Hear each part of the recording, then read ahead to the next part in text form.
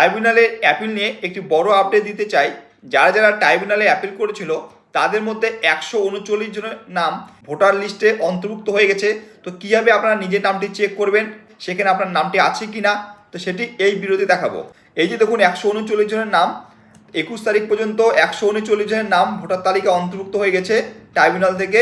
তো এই যে লিস্টটি আছে, ইলেকট্রন নেম আছে, ইপিক নম্বর দেওয়া আছে, ডিস্ট্রিক্ট নেম, কোন ডিস্ট্রিক্টে কতগুলো আছে সেটা দেওয়া আছে, AC number, part number, serial number, BLO name এবং বিএলও কন্ট্যাক্ট নম্বর দেওয়া আছে। ঠিক আছে, তো 21 তারিখ পর্যন্ত যাদের নামে নিষ্পত্তি হয়েছে, যে সমস্ত ভোটারদের নাম, তাদের কিন্তু তালিকা একটি দিয়েছে।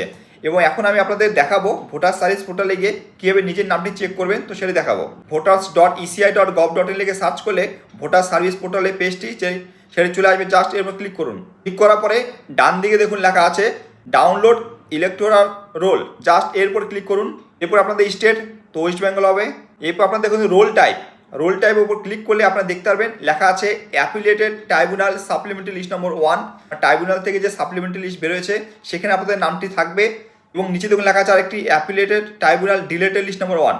যদি আপনাদের ট্রাইব্যুনাল থেকে ডিলেট হয়ে যায় তো আপনারা ডিলেট লিস্টে পাবেন। আমরা সাপ্লিমেন্টারি লিস্ট চেক করবো, জাস্ট এরপর সিলেক্ট করলাম।